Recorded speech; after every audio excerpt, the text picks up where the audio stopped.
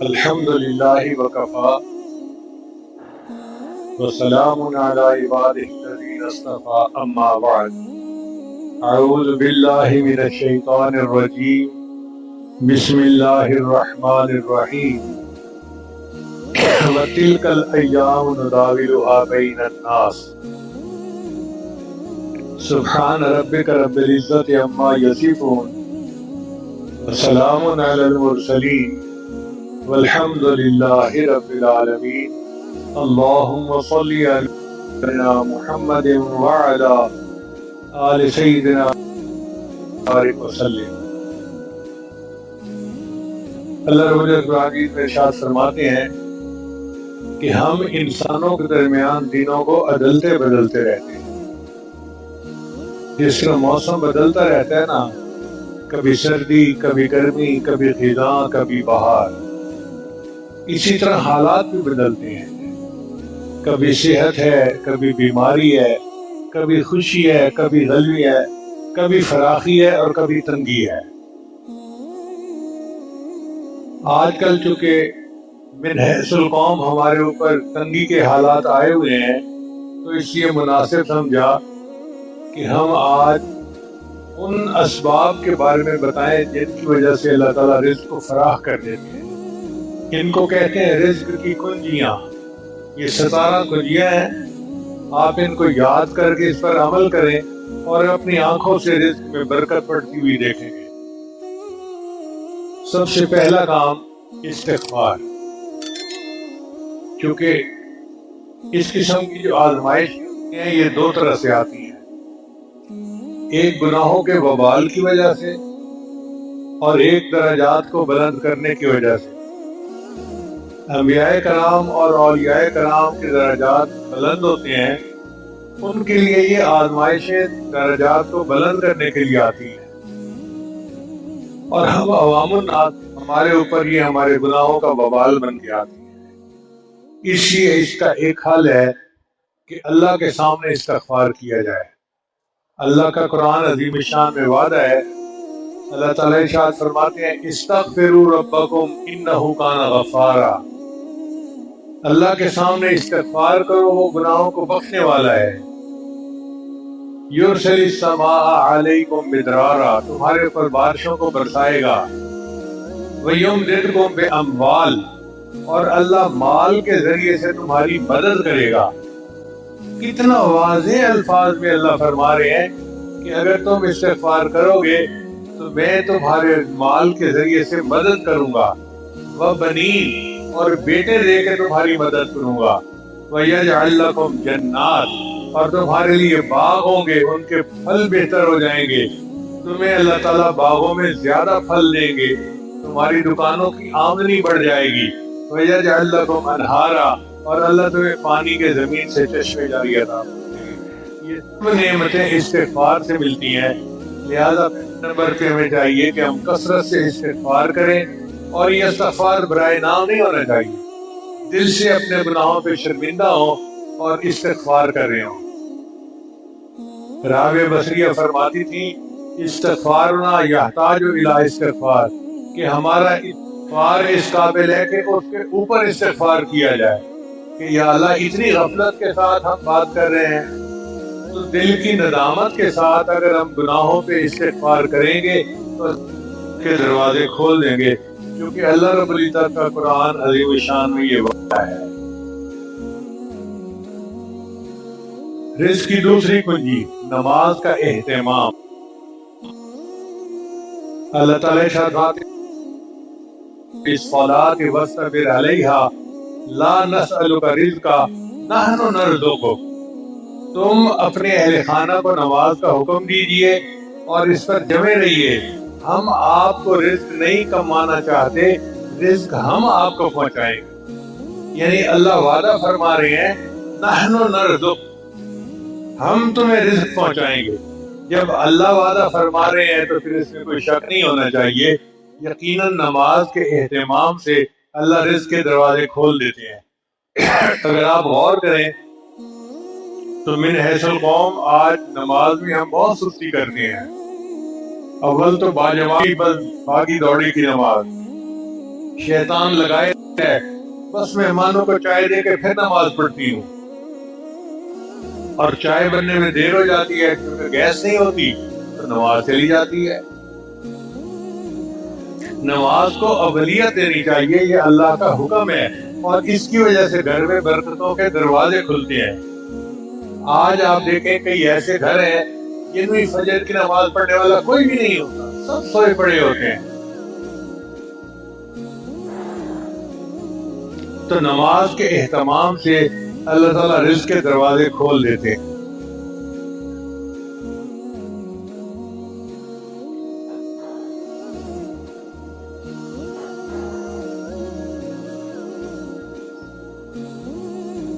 تیسری کنجی ہے انفاق فی سبیل اللہ، اللہ کے راستے میں خرچ کرنا۔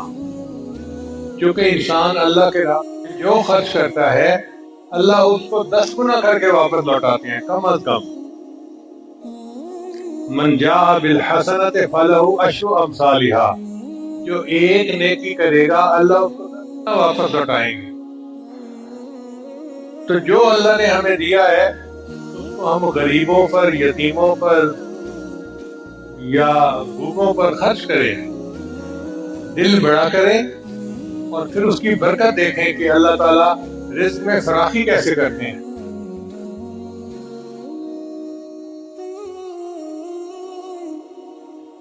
اللہ فرماتے ہیں وَمَا تُنْفِقُوا مِنْ خَيْرٍ يُوَفَّ إِلَيْكُمْ، تم جو خرچ کرو گے تمہیں اس کا بدلہ پہنچے گا۔ نبی علیہ السلام نے چند باتیں قسم اٹھا کے کہیں کہ اللہ کے حبیب صلی اللہ علیہ وسلم ویسے ہی بات فرما دیتے تو آپ تو صادق الامین تھے، آپ کی بات 100% سچی تھی، مگر نبی علیہ السلام نے یہ بات قسم اٹھا کے کہی کہ جو بندہ اللہ کے راستے میں خرچ کرتا ہے اس کے رزق میں کمی نہیں ہوتی۔ اب نبی علیہ السلام قسم اٹھا کر یہ بات کہیں تو پھر شک کی تو گنجائش کوئی رہ ہی نہیں جاتی۔ ہم جو بھی ہیں جہاں بھی ہیں خرچ کریں، اللہ ہمیں برکت دیں گے اور ہمارے رزق کو بڑھا دیں گے۔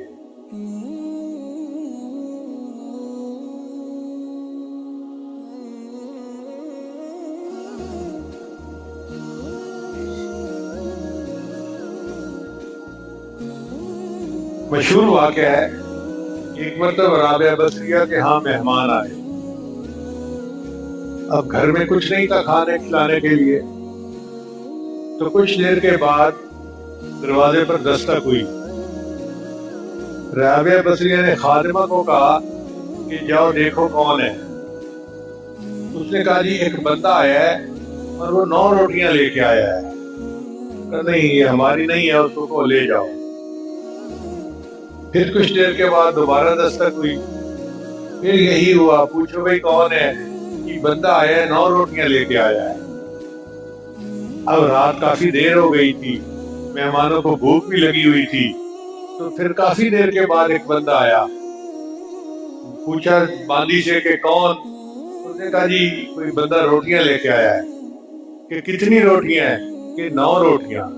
کہ نہیں یہ ہماری نہیں ہے، چلا جائے۔ اس نے کہا کہ اب تو مہمانوں کے کھانے کا وقت بھی ہو گیا، دیر بھی ہو گئی، آپ 2 دفعہ پہلے انکار کر کے ہیں، 3 دفعہ کیوں انکار کر رہی ہیں؟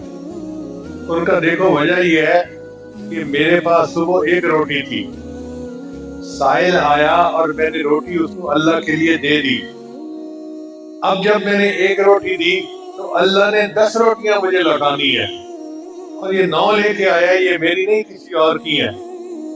تو خادمہ نے ہاتھ باندھ دیے، وہ لایا 10 ہی ہے، مجھے بھوک لگی تھی، 1 میں نے اپنے لیے رکھ لی تھی۔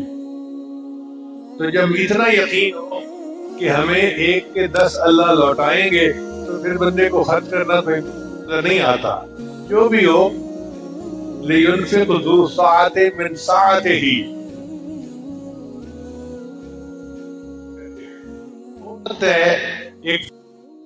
ایک روپیہ امیر آدمی کے لاکھوں روپے۔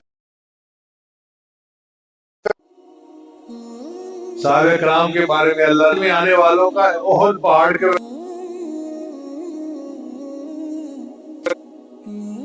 تو اس لیے نیت کر لیجئے کہ ہم نے اللہ کے راستے میں خرچ کرنا ہے، تھوڑا یا زیادہ یہ الگ بات ہے، اور اس کی برکت سے اللہ پھر ہمیں اس کو 10 گنا کر کے واپس لوٹائیں گے۔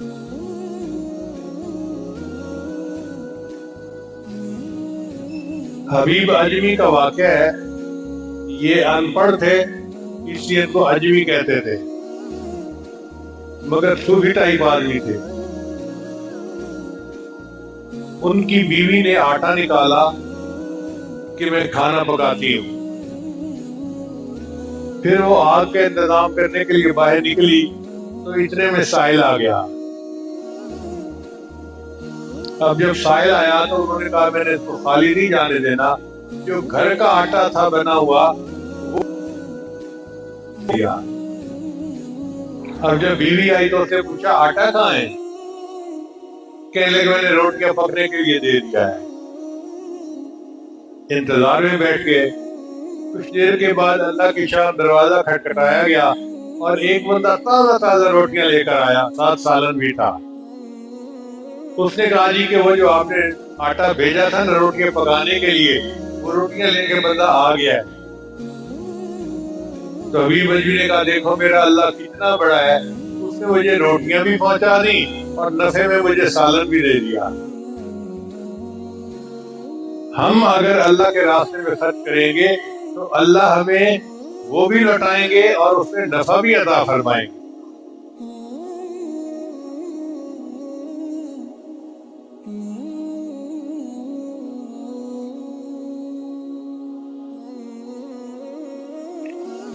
پھر دین کی خاطر ہجرت کرنا۔ اللہ تعالیٰ ارشاد فرماتے ہیں وَمَن يُهَاجِرْ فِي سَبِيلِ اللَّهِ يَجِدْ فِي الْأَرْضِ مُرَاغَمًا كَثِيرًا وَسَعًا، جو اللہ کے راستے میں ہجرت کرے گا اسے چائے بنا بھی ملے گی اور رزق میں بھی وسعت ملے گی، اللہ وسعت عطا فرما دیتے ہیں۔ اور پانچویں رزق کی کنجی ہے تقوی اختیار کرنا۔ اللہ تعالیٰ ارشاد فرماتے ہیں وَلَوْ أَنَّ أَهْلَ الْقُرَىٰ آمَنُوا وَاتَّقَوْا، اگر یہ بستی دیسوں والے ایمان لاتے اور تقوی کرتے فَتَحْنَا عَلَيْهِمْ بَرَكَاتٍ مِّنَ السَّمَاءِ، ہم ان پر برکتوں کے دروازے آسمان سے کھول دیتے۔ اللہ تعالیٰ برکتوں کے دروازے کھول دیتے ہیں جب ہم تقوی کو اختیار کرتے ہیں۔ ایک جگہ اللہ فرماتے ہیں لَأَكَلُوا مِن فَوْقِهِمْ وَمِن تَحْتِ أَرْجُلِهِمْ، ہم ان کو وہ نعمتیں کھلائیں گی جو اوپر سے اترتی ہیں اور وہ نعمتیں کھلائیں گے جو پاؤں کے نیچے زمین سے نکلتی ہیں۔ انسان دو چیزوں کا مجموعہ، ایک جسم اور ایک روح۔ روح کی غذا اوپر سے آنے والے انوار و تجلیات ہیں اور جسم کی غذا زمین کے نیچے سے نکلنے والی چیزیں ہیں۔ آپ دیکھیں جتنی فصلیں ہیں زمین سے نکلتی ہیں، جو کپڑے پہنتے ہیں اس کی فصل زمین سے نکلتی ہے، جو مکان بناتے ہیں اس کی چیزیں زمین سے نکلتی ہیں۔ تو اللہ فرماتے ہیں ہم وہ نعمتیں بھی دیں گے جو اوپر سے اتارتے ہیں اور وہ نعمتیں بھی دیں گے جو زمین سے نکالتے ہیں۔ اس لیے ہمیں چاہیے کہ تقوی کو اختیار کریں اور اللہ تعالیٰ برکت کے دروازوں کو ہمارے اوپر کھول دے۔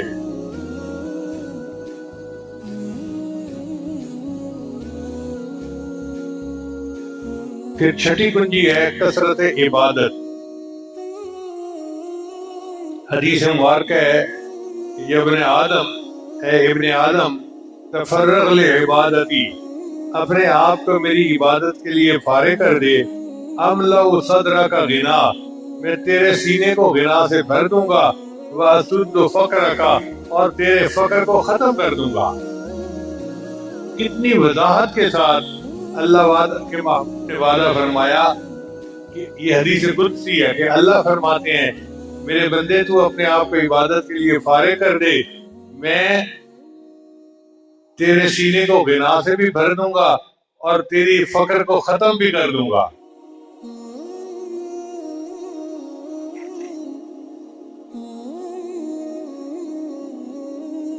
پھر ساتویں کنجی ہے کثرت حج یا عمرہ، یعنی حج کثرت سے کرنا یا عمرہ کثرت سے کرنا۔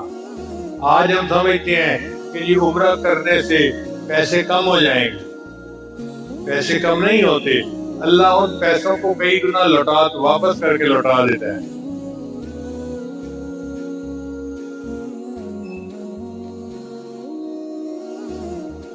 نبی علیہ السلام نے ارشاد فرمایا وما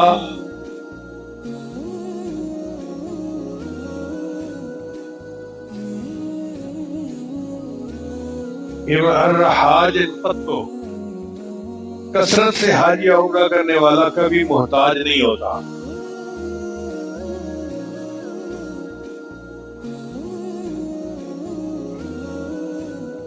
پھر آٹھویں کنجی ہے صلہ رحمی کرنا۔ صلہ رحمی کرنا کہتے ہیں کہ اپنے رشتہ داروں کے ساتھ اچھا سلوک کرنا، حسن سلوک کرنا۔ تین باتیں ہیں نبی صاحب نے فرمایا، یہ بخاری شریف کی روایت ہے، جو بندہ چاہے کہ میری عمر زیادہ ہو، میرا رزق زیادہ ہو، اس کو چاہیے کہ رشتہ داروں کے ساتھ اچھا سلوک کرے۔ تو صلہ رحمی کا بدلہ اللہ یوں دیتے ہیں کہ رزق میں برکت دے دیتے ہیں اور عمر میں بھی برکت عطا فرما دیتے ہیں۔ آج ہمارے گھروں کی عادت ہے کہ بیٹا ماں باپ سے نہیں بولتا، بہن بھائی سے نہیں بولتی، بھائی بہن سے نہیں بولتا۔ اتنی دوریاں ہیں کہ بہن اگر گھر سے پکا کے کوئی چیز بھائی کے گھر بھیج دے تو کھاتے نہیں ہیں، کچھ پڑھ نہ دیا ہو، کچھ کر نہ دیا ہو، اس کو پھینک دیتے ہیں۔ جب دلوں میں اتنی منافقت ہو اور دوریاں ہوں تو کیا برکتیں ہوں گی۔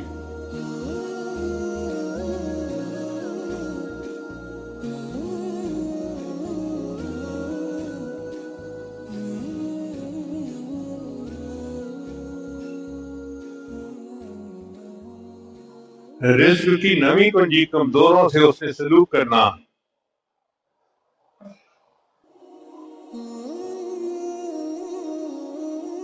نبی علیہ السلام نے ارشاد فرمایا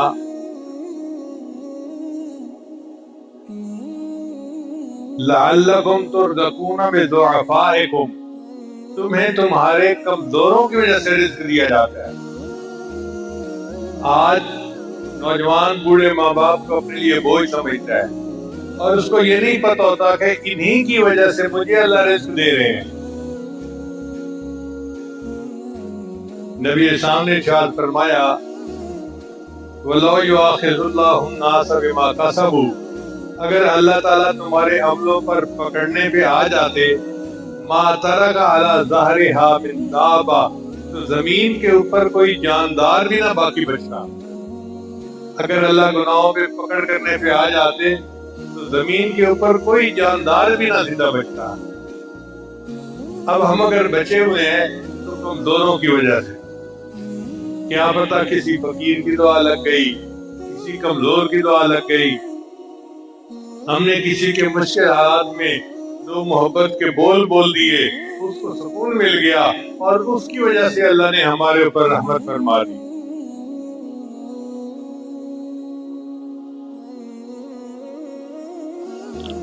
رزق کی 10ویں کنجی اللہ پر توکل کرنا۔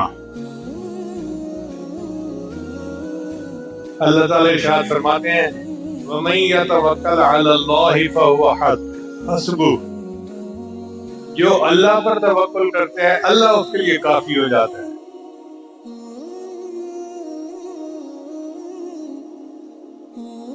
اور ایک حدیث مبارکہ میں اس کی تفصیل آئی ہے لَوْ أَنَّكُمْ تَتَوَكَّلُونَ عَلَى اللَّهِ حَقَّ تَوَكُّلِهِ لَرَزَقَكُمْ كَمَا يَرْزُقُ الطَّيُّورَ، اگر تم اللہ پر ایسے توکل کرو جیسے توکل کرنے کا حق ہے تو اللہ تعالیٰ تمہیں رزق ایسے دے گا جیسے پرندوں کو دیتا ہے۔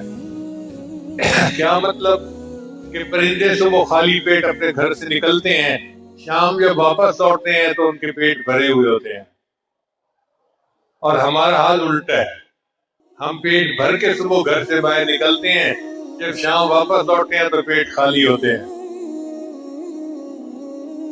تو اللہ پر بھروسہ کریں اور اللہ کو اپنا وکیل بنائیں، پھر دیکھیں اللہ تعالیٰ نعمتیں کیسے عطا فرماتے ہیں۔ رزق کی اگلی کنجی ہے اللہ کی نعمتوں کا شکر ادا کرنا۔ اللہ تعالیٰ ارشاد فرماتے ہیں لَئِن شَكَرْتُمْ لَأَزِيدَنَّكُمْ، اگر تم شکر ادا کرو گے ہم اپنی نعمتیں تمہارے اوپر اور زیادہ عطا فرما دیں۔ تو اللہ تعالیٰ تو نعمتوں کو بڑھانا چاہتے ہیں، مگر ہم ناشکرے ہیں، نعمتوں کا شکر ادا نہیں کرتے۔ دنیا کے معاملے میں ہم دیکھتے ہیں اوپر والے کو، جی میرے پاس سائیکل بھی نہیں، فلاں کے پاس سائیکل ہے، جس کے پاس سائیکل ہے جی میرے پاس سائیکل ہے، اس کے پاس تو موٹر سائیکل ہے۔ موٹر سائیکل والا کہتے ہیں جی میرے پاس تو موٹر سائیکل ہے اور فلاں کے پاس تو کار ہے، اور جس کے پاس کار ہے وہ سوچتے ہیں میرے پاس تو چھوٹی کار ہے، فلاں کے پاس تو بڑی کار ہے۔ یعنی دنیا کے معاملے میں ہم اوپر سے اوپر کو دیکھتے رہتے ہیں، اس لیے شکر ادا کرنے کی توفیق نہیں ہوتی۔ اگر ہم اپنے سے نیچے والوں کو دیکھیں تو ہمیں شکر کی توفیق نصیب ہو جائے۔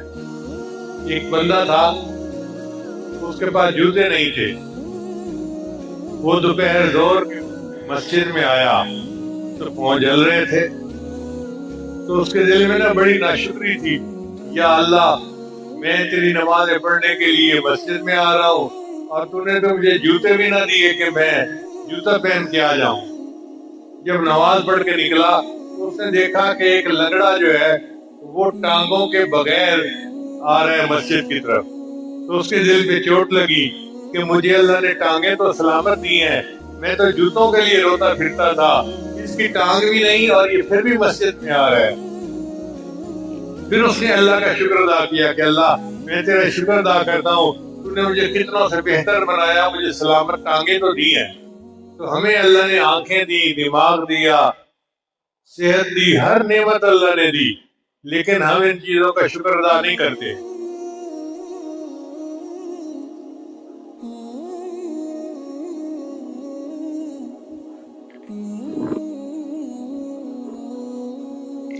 ابن عطا اسکندری رحمت اللہ علیہ جامع الازہر کے استاد تھے، بہت باخدا بندے تھے، اور ان کی نصیحت بڑی باتیں بڑی قیمتی ہیں۔ ہمارے شیخ دیوبند رمضان مبارک میں ان کے حکم کی تعلیم دیا کرتے تھے۔ حکم کہتے ہیں نصیحتوں کو۔ میری اپنی یہ رائے ہے کہ جیسے پہلی امتوں میں حضرت لقمان علیہ السلام گزرے کہ اللہ کو ان کی نصیحتیں بہت پسند تھیں، اس امت میں بھی اللہ نے اسی طرح ابن عطا اسکندری جیسے بندے پیدا کر دیے جن کی نصیحت کی باتیں یاد رکھنے کے قابل ہیں۔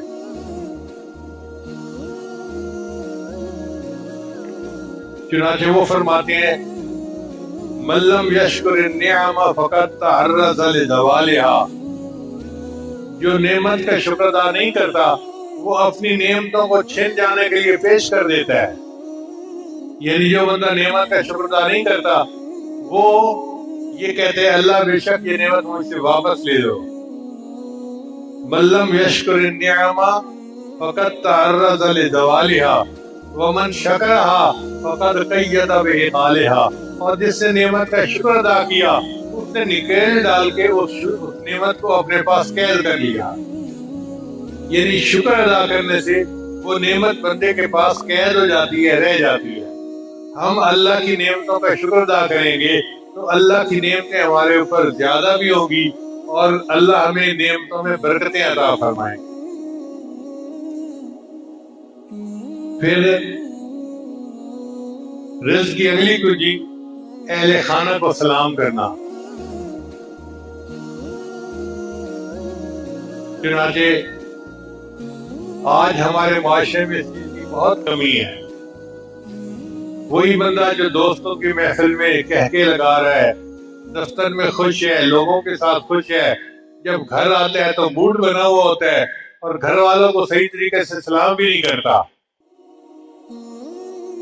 سیدہ صدیقہ رضی فرماتی ہیں کہ نبی علیہ السلام جب کے گھر میں مسکراتے چہرے کے ساتھ آتے تھے اور اہل خانہ کو سلام کیا کرتے تھے، تو اہل خانہ کو مسکرا کر سلام کرنے سے رزق میں برکت ہوتی ہے۔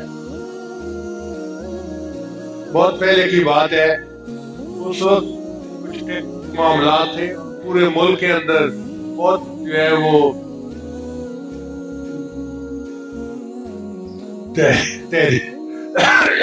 تحریک چل رہی تھی، دکانداروں نے دکانیں بند کی ہوئی تھی اور بڑے مسائل تھے۔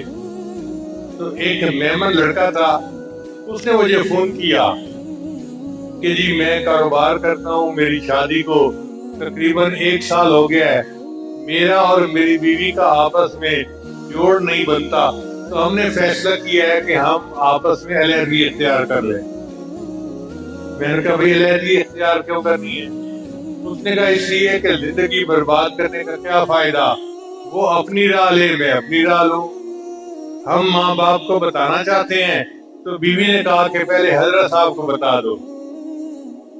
میں نے کہا بھئی اگر بیوی نے کہا ہے کہ حضرت صاحب کو بتا دو تو پھر بہتر ہے کہ آپ میرے پاس آؤ، مجھے اپنے حالات بتاؤ، اللہ کوئی حل نکال لیں گے۔ کہنے لگا مجھے تو اس کا کوئی حل نظر نہیں آتا۔ میں نے کہا مریض کو حل نظر نہیں آتا، طبیب کو نظر آ رہا ہوتا ہے۔ چنانچہ جی وہ میرے پاس آیا اور اس نے آ کے کہا کہ جی اس طرح بیکار عورت ہے اور یہ ہے اور وہ ہے، نماز نہیں پڑھتی، پردے کا خیال نہیں کرتی، اور میرا تو دل کرتا ہے کہ بس مجھے آپ اجازت دیں میں اس کی پٹائی کروں۔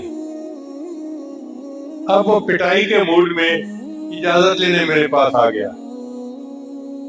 میں نے اسے کہا کہ دیکھو جو صحبت آپ کو ملی، کیا آپ کی بیوی کو وہ محفلیں ملی ہیں؟ کہتے ہیں نہیں۔ میں نے کہا قصور تو پھر آپ کا ہے نا، اگر وہ بھی میرا سنتی، مجالس میں آتی تو اس کے دل پہ بھی اثر ہوتا، وہ بھی نیک بن جاتی۔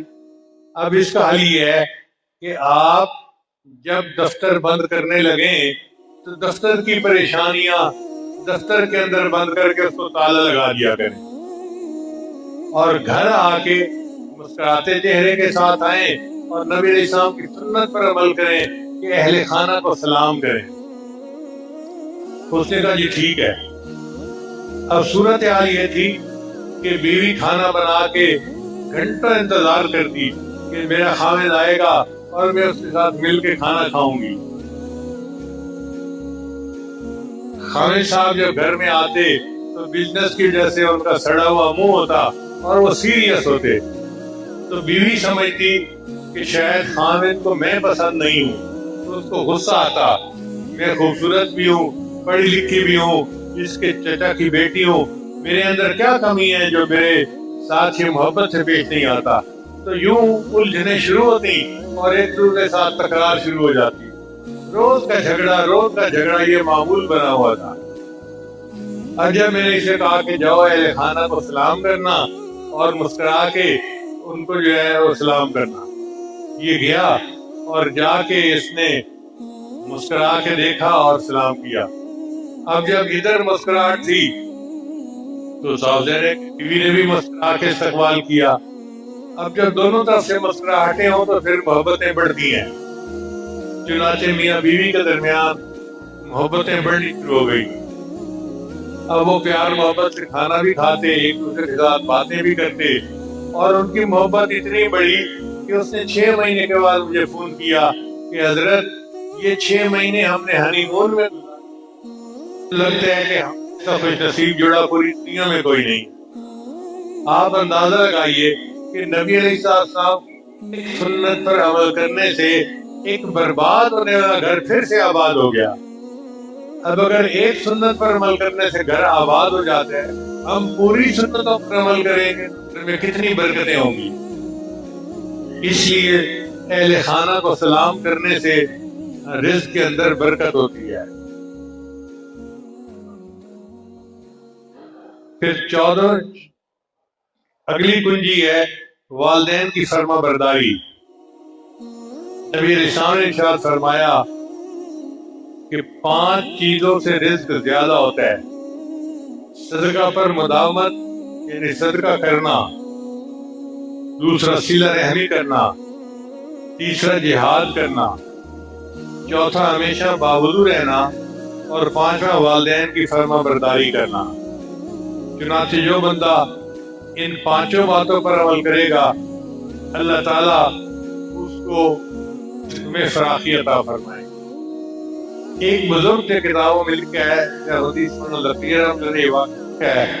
ایک بزرگ مستجاب الدعوات تھے، جو دعا مانگتے تھے قبول ہوتی تھی۔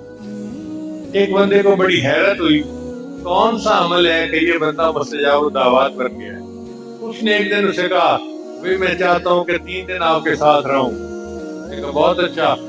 وہ اس کو لے گیا اور لے جا کے اس نے دیکھا کہ اس کے گھر میں 2 سور بندھے ہوئے تھے. وہ بڑا حیران ہوا کہ یہ اتنا مستجاب الدعوات بنتا ہے اور گھر میں اس کے سور بندھے ہوئے ہیں.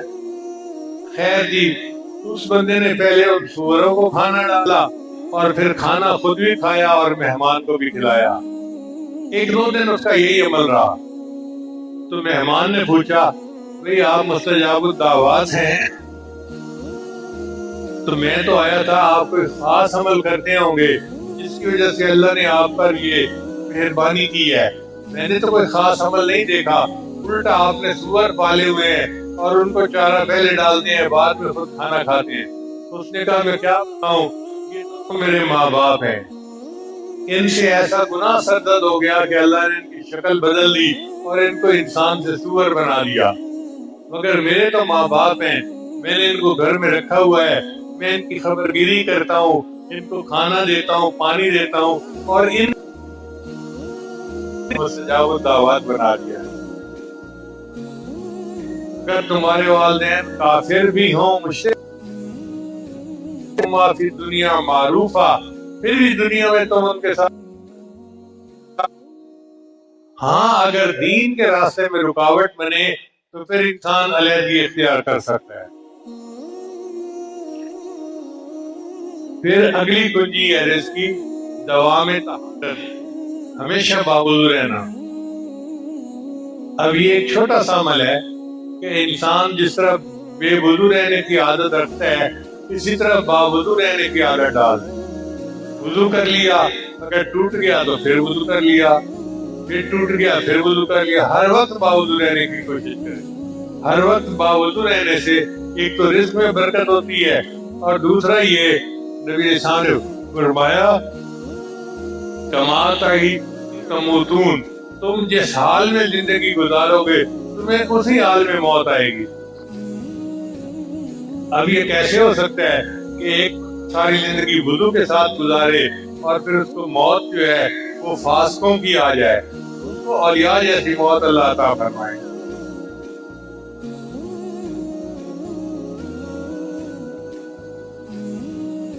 رزق کی اگلی کنجی چاشت کی نماز پڑھنا. مرد جب دفتروں میں جاتے ہیں یا کاروبار کے لیے جاتے ہیں تو دن کے 10 ہے، اس وقت کے 2 نفل اچھا وہ مصروفیت کا وقت ہوتا ہے اور اللہ تعالیٰ ڈالتے ہیں، وہ رزق میں برکت عطا فرماتے ہیں.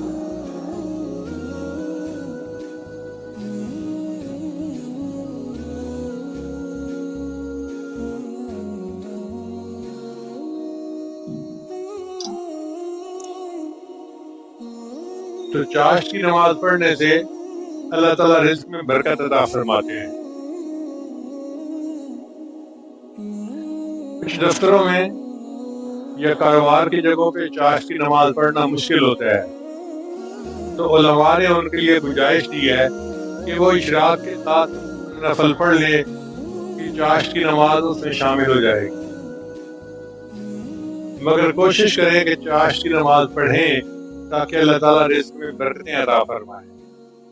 اور ہونا یہ چاہیے کہ جب عورتیں اپنے دفتر کے لیے یا کاروبار کے لیے تیار کر کے بھیج دیں تو خاوند تو وہاں جائے اور بیوی پیچھے مصلے پہ بیٹھ کے 2 رکعت پڑھے چاشت کی نماز اور اللہ سے دعا مانگے اللہ میرا خاوند رزق کے حلال کی تلاش کے لیے گھر سے نکلا ہے، تو مدد فرمانا اور رزق میں برکت عطا کر دینا.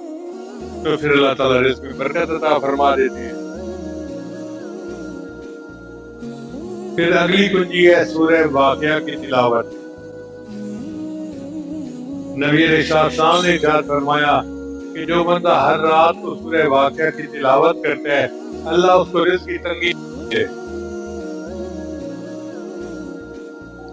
عبداللہ بن مسعود جانو کی بیٹیاں تھیں، ان کے یہاں بیٹا نہیں تھا، وہ بیمار ہو گئے تو عثمان غنی لانو تیمارداری کے لیے آئے. انہوں نے آ کے کہا کہ ابن مسعود آپ کی بیٹیاں ہیں بیٹا نہیں ہے، میرا دل چاہتا ہے میں آپ کو کچھ مال ہدیہ پیش کروں. کہا یہ مجھے ہدیے کی ضرورت نہیں ہے. کیوں ضرورت نہیں ہے؟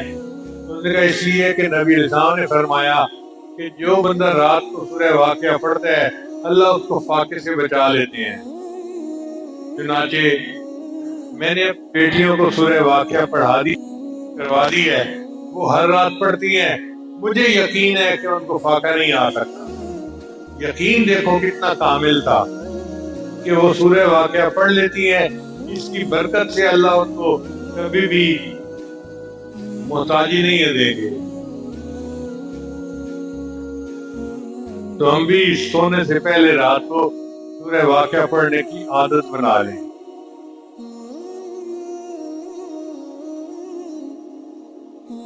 اور آخری کنجی ہے دعا کرنا. تنگی ہے ہمارے ملک میں، مشکل ہے، مگر ہمیں مایوس نہیں ہونا. اس کے لیے ہمیں اللہ سے دعا کرنی ہے. آج کل ہم خبریں سنتے ہیں فلاں بندہ فاقے سے تنگ آ کے خودکشی کر لی. بھائی بالکل خودکشی مت کریں، اللہ تعالی حالات بہتر کر دیں گے. آپ جہاں بھی ہیں ہمارے ساتھ رابطہ کریں، ہم انشاءاللہ کوشش کریں گے آپ کے گھر کھانے کا سامان پہنچا دیں گے. پہنچانا اللہ نے ہے، ہم نے صرف کوشش کرنی ہے. لیکن اگر ہم 2 لقمے کھا لیتے ہیں تو 1 لقمہ کھا کے آپ کو بھی 1 لقمہ کھلا دیں گے. اس کی فکر مت کریں، اللہ تعالیٰ مدد کریں گے. مگر دعا کرنی چاہیے کہ اللہ تعالیٰ ہمیں اس رزق کی پریشانی والے مسئلے سے نکال دے اور ہمارے اس قوم کو فراخی عطا فرما دے. دعا سے بہت سارے مسائل حل ہوئے ہیں. نبی انسان نے فرمایا الدعاء مخ العبادہ، دعا عبادت کا مغز ہے، نچوڑ ہے. تو اگر ہم دل سے دعا کریں تو اللہ تعالیٰ دعاؤں کو قبول کر لے. میری دعا ہے اللہ تعالیٰ ہماری اس آزمائش کو جلدی ختم فرما دے اور کو امن میں تبدیل فرما دے اور بدحالی کو خوشحالی میں تبدیل فرما دے.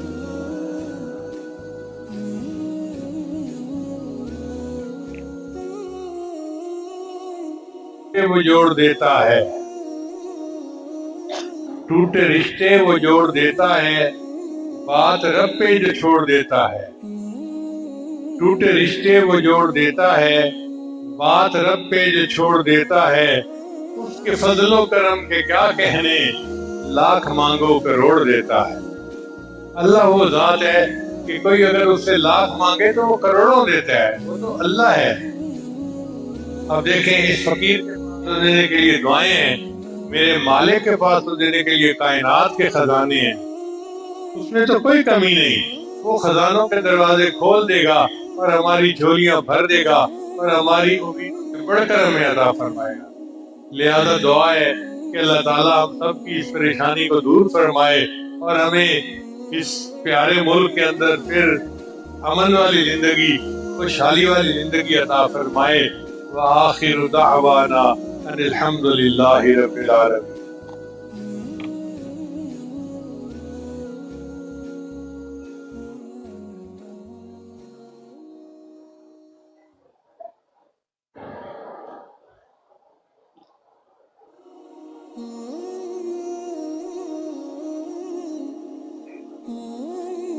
بہت سارے احباب بیعت ہونے کی نیت سے آتے ہیں تو ان کا اصرار ہوتا ہے جی کہ توبہ کے کلمات پڑھا دیا کریں. الحمدللہ وکفا وسلام علی عبادہ الذین اصطفیٰ اما بعد. جو کلمات کی حاجت پڑھے سچے دل کے ساتھ پیچھے پیچھے پڑھتے جائیے. بسم اللہ الرحمن الرحیم. لا الہ الا اللہ محمد الرسول اللہ. آمنت باللہ وملائکتہ وکتبہ ورسلہ والیوم الآخر والقدر خیرہ وشرہ من اللہ تعالی والبعث بعد الموت आमन्तु बिल्लाहि कमा हुवा बिअस्माइहि व सिफातिहि व क़बिलतु जमीअ अहकामिहि इक़रारुम बिल लिसानि व तस्दीक़ुम बिल क़ल्ब अशहदु अल्ला इलाहा इल्लल्लाहु व अशहदु अन्ना मुहम्मदन अब्दुहु रसूलुहु अस्तग़फिरुल्लाह रब्बी मिन कुल्लि ज़ंबिन व अतूबु इलैहि बिरहमतिका या अरहमर राहिमीन। इन कलिमात को पढ़ने से हम तो बताए हो चुके हैं, चंद मामूलात हैं जिनको बाकायदगी से करेंगे तो अल्लाह ताला दिल को मुनव्वर करेंगे। पहला अमल है 100 मरतबा इस्तिग़फ़ार सुबह शाम पढ़ना। दूसरा है 100 मरतबा दुरूद शरीफ सुबह शाम पढ़ना। तीसरा है कुरान मजीद की तिलावत रोजाना करना। चौथा है चलते फिरते दिल में अल्लाह को याद करना, हस्कार वल दिल यार वल। और पांचवा है मुराकबा।